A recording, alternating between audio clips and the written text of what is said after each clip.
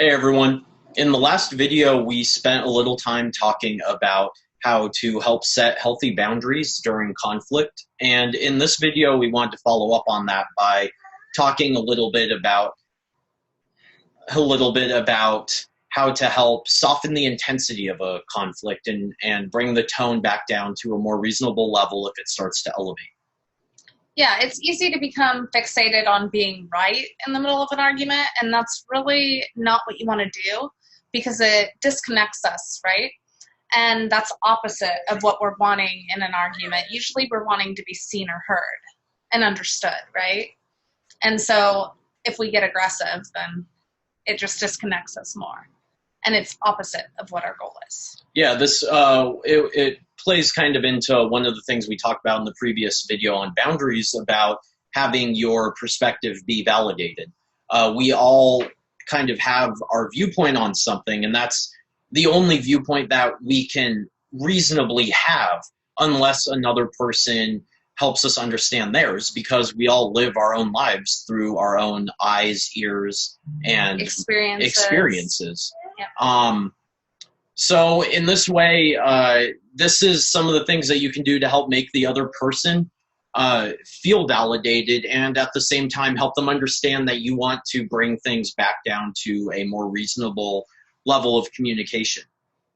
Yeah, our brains are highly patterned, and usually when we become triggered, it causes a rush of catecholamines. So then we get defensive right away, right? It's like a fight or flight response. Yeah. So, okay, so we'll jump into it now. And the best thing to do is to speak in ways that soften the tone and soften it for the other person too, because you don't want them upset either. You want them to discuss things, not come back with insults. Yeah, so what's an example of that? What do you mean? Well, I mean, like you said, to help soften it, like what are some words that you can use to help soften your partner during conflict? I can see why you feel that way. Okay, perspective validation. I like it. Ouch. That one really hurt. Can you communicate that a little bit? I use that one a lot.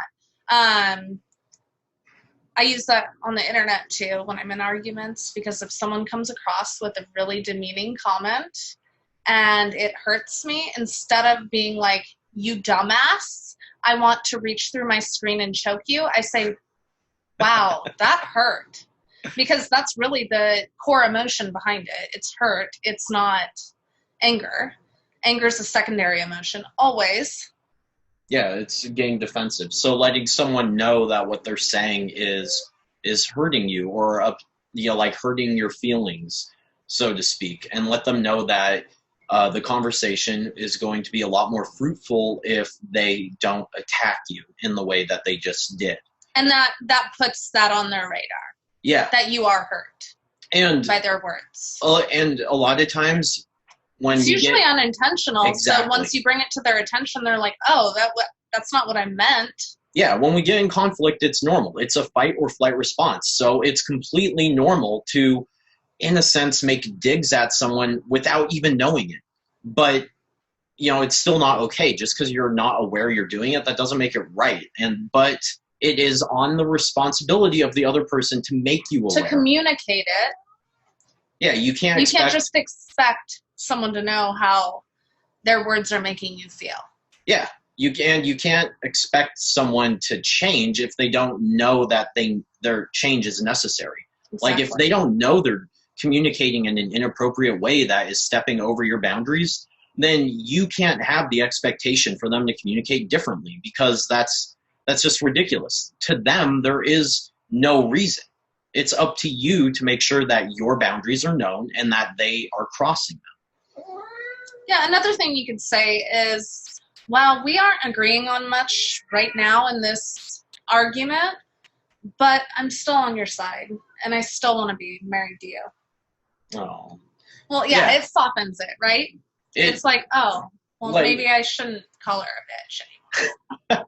I think a lot of people don't realize that, at least in the moment, they don't realize that, you're always still on the same team, even if you disagree about certain things. Like, you can't expect to be in agreement with your partner 24/7 on every single topic. This goes in the fitness realm too, right? On the internet, we're all bickering back and forth, but we all have a common goal to help other people feel better.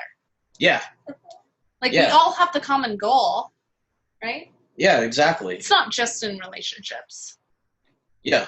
So, I mean, that one's really applicable anywhere, is that if you and the other person are on the same team, then just make that aware. Let them know that whatever you're disagreeing about right now is not the big picture. It's just a minor detail. The big picture is that you two are working towards a common goal. Yep. Yeah, and it's really just expressing, like, vulnerability. And that's what usually softens the other person, is saying you're not this big bad wolf, right? You're just human too. Yeah, kind of like, I guess another example of this would be letting them know that you aren't sure that you're correct. It's giving them vulnerability into your thought processes. You might actually think you're correct, but if you take a step back and just say, look, this is the way that I'm seeing things, but I can't be 100% certain that I'm seeing them correctly. And it lets the other person know that you have some openness to whatever to whatever their, like, ideas they're trying to offer. But that also shifts it to the other person to let them know that while you are open, they still need to present a logical and convincing position for you to take it on. Like, it doesn't mean, it doesn't mean I believe what you believe. It's just saying that I acknowledge that what I am seeing through my eyes has flaws.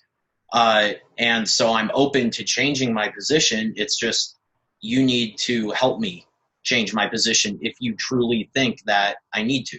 Help me see things through your eyes. Yeah. And it is the other person's responsibility. I think a lot of fights start because we expect the other person to just know. Yeah. And that's not ever going to happen. Yeah, people can't read your mind. And so that's the common theme. You have to express your boundaries. Yeah, express your boundaries, express yourself, express your thoughts. Or then you end up, if you don't express your boundaries, then you end up terminating all your relationships, and you're in and out of them, in and out of friendships, relationships, everything, because you can't express your boundaries and you think other people should already know your boundaries. Yeah, that can just lead to resentment, and that's no good for anyone. Well, and being alone your whole life. True. Anyway, that's the end of this video. So give us a like and share if you want. Follow us. Yeah, subscribe, comment,